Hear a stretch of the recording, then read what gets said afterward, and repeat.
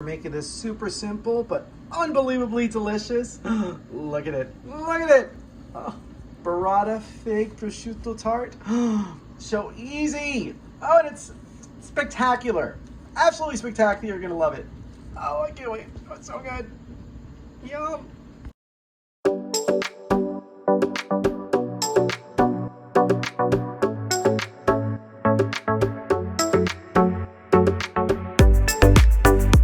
Full copy of today's recipe, check us out on Facebook at Poppy's Cucina or right here on YouTube under the community tab. All right, let's get started.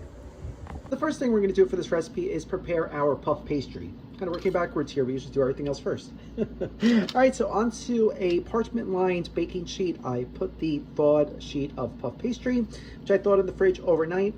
You never want to force thaw your puff pastry because this is 1/3 butter. It's a lot of butter, and if you try to put it in the microwave or heat it up or something, it's just going to melt and turn into mush. So the best way to do it is really just keep it in the fridge overnight. All right, so what we're going to do is we're going to score the edge. Scoring means you're making an incision without going all the way through. So what we're doing is making like a little frame around our sheet of puff pastry. It's more just for us so that we don't go past this, because we want to have a little crust on this guy. So it's just 1/4 inch. Next, the handy dandy fork, you're going to make a bunch of holes within the area that you did not score. So this is going to prevent the puff pastry from poofing up too much when it's cooking, because it will poof up on you a lot. All right, so we're going to continue to poke some holes, just like that. So now we are going to add a nice thin layer of fig preserves. You can do preserves, you can do butter, like the fig butter, whatever you got. They're pretty much the same thing, it's just more on the churning process of it. So we just want to do a nice thin coating of this. As if you've had fig butter before, the fig preserves, a little goes a long way. This is going to provide such a beautiful sweetness to this tart. Taste it already. All right, so we're going to continue going. We're going to leave the border around though. Just like that. You needed about a cup. All right, so now here I have about 1.5 cups of shredded provolone. I love how sweet stuff goes with provolone, especially if you get a nice sharp one. Oh, so much flavor. It's so good. And so I'm just going to spread this all out. Nice. You don't need a lot, because then remember, you want to taste that burrata too. So we don't want this to steal the show. But this helps to cut the sweet, but it really just adds a beautiful element. What do you guys think so far? You like this recipe? Let me know in the comments. Thanks. Just like that. I know it's really hard to find shredded provolone, so I just got a couple slices and I julienned it. So a lot easier that way. All right, so next I have 4 ounces of prosciutto that I just shredded with my hands. Just kind of did some little rough shred with this. All right. So you see what's happening here? You got the buttery on the bottom layer. You got the sweet fig butter. Then you have the sharpness from the provolone. You get the smoky saltiness of the prosciutto. You see how amazing this is going to be? You can almost taste it, can't you? So good! All right, so we're going to continue to spread our prosciutto. Just like that. Now here I have my 2 4-ounce burrata balls that I drained fully. Now we're going to shred this by hands. Just get this all over this beautiful tart we're making here. Oh, look at all that cream. Oh, yes. Oh, it's going to be amazing. So good. Messy, but so good. Oh, you getting excited for this yet? I know I am.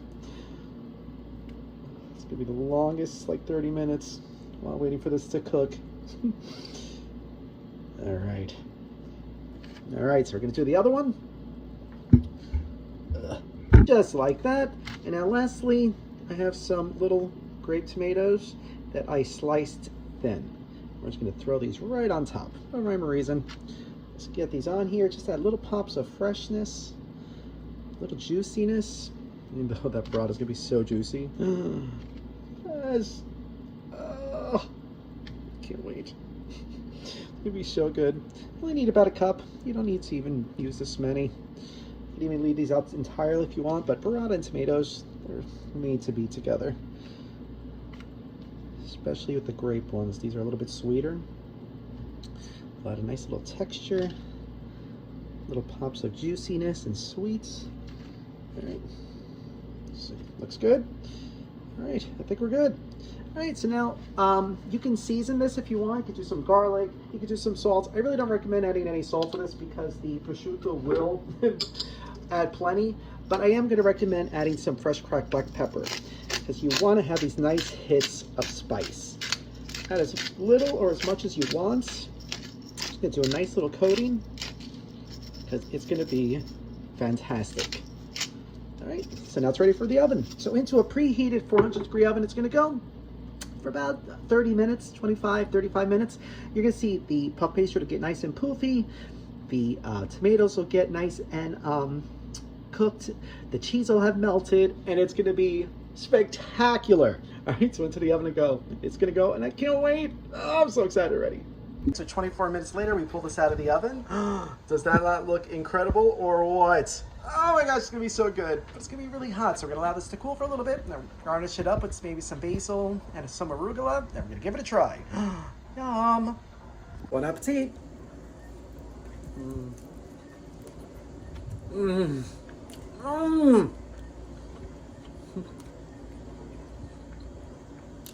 Salty, sweet, creamy, crunchy.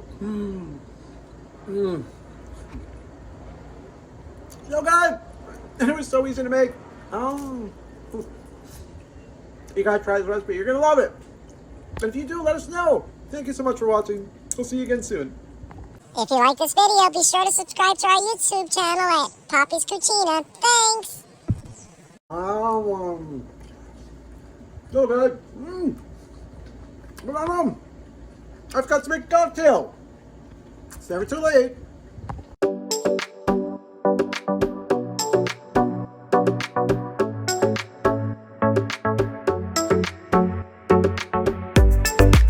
Right, so for today's fall harvest sangria, yeah. All right, we're gonna start with 1 bottle of wine in this pitcher.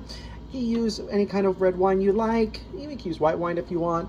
I'm using a full-bodied red blend, but like Cabernet, Merlot, whatever red wine you like. All right, so to this we're gonna add 1 cup of cranberry juice, 1.5 cups of apple cider,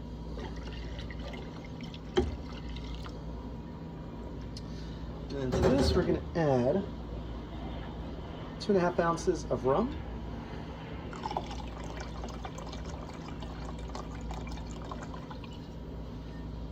2 ounces of apple schnapps, and then just to brighten it up a little bit, 1 ounce of limoncello. We're going to give this a good stir. We pour, we're going to serve it over ice and garnish the glass with a nice big old apple slice. Look at that. That looks nice. Looks good. Looks refreshing. Let's give it a try. Salute.